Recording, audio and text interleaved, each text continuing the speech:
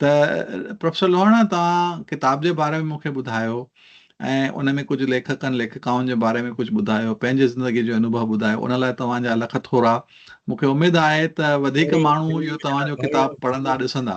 जी। ऐं ॿियो हिते जेके आहिनि सिंधी साहित्यकार, उन्हनि में जोड़ा बि आहिनि, जोड़ा कपल्स, जीअं हरीश वासवाणी मिसिस इंदिरा वासवाणी, जी। उन्हनि जी धीअ शेफाली वासवाणी, जीअं भीमी जी भेण, भीमी जी भेण भारती, कोई हिकिड़ो लेखक हो, कवि हो, नारायण गोविंदाणी, उनजो पुटु मुरली गोविंदाणी, उनजी दोही टी विधि बाबलाणी उहा लिखंदी आहे। माना ईअं बि त आहे, जेको विरसो अॻियां वधे थो न। हा, माना असां वटि हिकु क़िस्म जो सुठो कोइंसिडेंस आहे भई न फ़क़ति हिकिड़ा इंडिविजुअल राइटर्स हुआ, पर हिकु परिवार जो परिवार बि आहे। हिकिड़ो गोपाल भारवाणी ऐं उन मिसिस सरोज भारवाणी, जीअं मोती प्रकाश ऐं कला प्रकाश, हिकु इहो कपल थी वियो। पर तेज क़ाबिल में त हुनजी धीअ नीलिमा वासवाणी, निशा वाधवाणी, वरी हुनजी धीअ टहलियाणी विनती, तीअं रितु भाटिया जी भेण, सॉरी धीअ तराणा भाटिया, ये पुष्पा बंबाणी जी धीअ सीमा बंबाणी, मुंहिंजी पंहिंजी धीअ दीपा, उहा बि लिखंदी आहे, उन हिकु नावल लिखियो अंग्रेजी में। Wow, wow, very good. So it runs in family. So in some cases, we say in English, but it runs in the family. By PhD करण में ॾिसो, विमी सदारंगाणी, उनजी भेण भारती जी, मधु नाथाणी बि हाणे गुज़ारे विया आहिनि यंग एज में, डॉक्टर निर्मला आसमाणी, रेणु हिंगोराणी, डॉक्टर मोती प्रकाश, डॉक्टर सतीश अरोड़ा, सुशील धर्माणी जेके प्रिंसिपल आहिनि हींअर, इहे सभु PhD कयल आहिनि। माना पढ़ाई में केरु घटि कोन्हे को। ऐं ॿी जेका ॻाल्हियूं कयूं ख़ासि ॻाल्हियूं, या मंजू मीरवाणी हिकिड़ो बर्पा कयो अथई MMM, माना छा चइबो आहे हिनखे, ऐं ॿियो ठाहियो अथई नाटक लिखंदी आहे, नाटक कंदी आहे, ऐं पब्लिकेशन हुन कराया अथई। मंजू मीरवाणी आहे, हुन ताईं 6-8 किताब पाण ख़ुदि पब्लिश, ॿियनि जा किताब पब्लिश कया अथई, under the caption of MMM। ऐं ॿिए तव्हां ख़बर आहे त भाई जी धीअ अरुण जगतियाणी, शी वॉज एसासी चेयरमैन, हुन किताब लिखियो आहे शहर जे बारे में। तव्हां ख़बर आहे न इहो? हा, उहो असां मेंशन कयो आहे पहिरियों एपिसोड में। जेको रोशन गोपराणी आहे, रोशन गोपराणी उहो लेखक बि आहे, अदाकार बि आहे, गायक कलाकार बि आहे, सिंधी फिल्मुनि में हिन मतिलबु पंहिंजो आवाज़ु ॾिनो आहे। ऐं कोमल दयाराणी अदाकार आहे, तीअं हिकु छोकिरी, हिकु न्याणी आहे कमल चंदराणी, हुन सिंधी फिल्म में कमु कयो अथई, ॿुधव? हनी खिलवाणी बि सुठी अदाकार आहे, चंपा अदाकार आहे, ॿई सभु लिखंदा मानी इहे सभु हिकिड़ो असां राइटर खां सवाइ अदाकार बि आहिनि, गायक कलाकार बि आहिनि, ॿुधव? ऐं ॿी हिकिड़ी ॻाल्हि आहे त प्रोफेसर प्रीतम वरियाणी, उन मुरली ऐं रोशन सां गॾिजी करे सिंधी गीत जमा कया आहिनि। कच्छ सॼो कच्छ घुमी करे, कच्छ, पालनपुर, अहमदाबाद, उते वञी करे जेके सिंधी आहे, सिंधी गाना उहे जमा करे खणी आया आहिनि।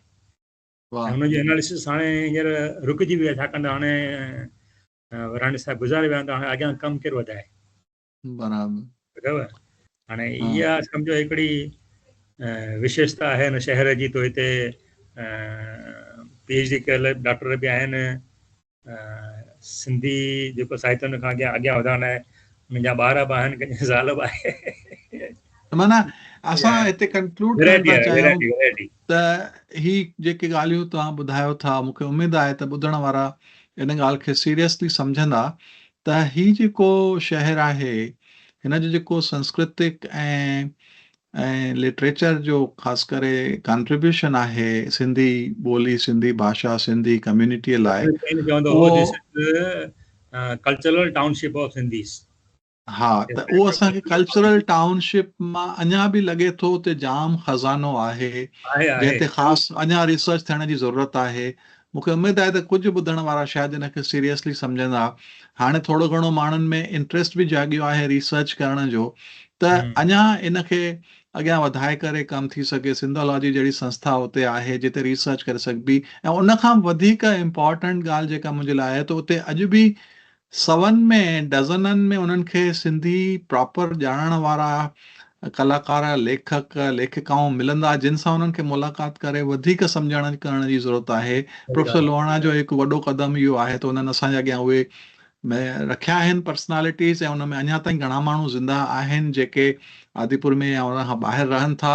मूंखे उमेदु आहे त कुझु माण्हू इन ॻाल्हि खे नोट कंदा ऐं इन जे बारे में सीरियसली ॿियो न त 2-3 PhD सिंधी करण वारा उते वञनि, अलॻि अलॻि शयुनि खे अॻियां खणी करे रिसर्च करनि, त माण्हुनि खे ख़बर पवे त सिंधी ॿोली सिर्फ़ु ॻाल्हाइण ॿोलाइण जी न आहे, पर असां वटि तमामु वॾो इंटेलेक्चुअल पावर हाउस बि आहे, कल्चरल हेरिटेज बि आहे, ऐं ऑनगोइंग क्रिएशन आहे। अॼोकी तारीख़ में बि रचना थी रही आहे, लिखिजी रहियो आहे, नवां लेखक लेखिकाऊं जुड़ी रहिया आहिनि।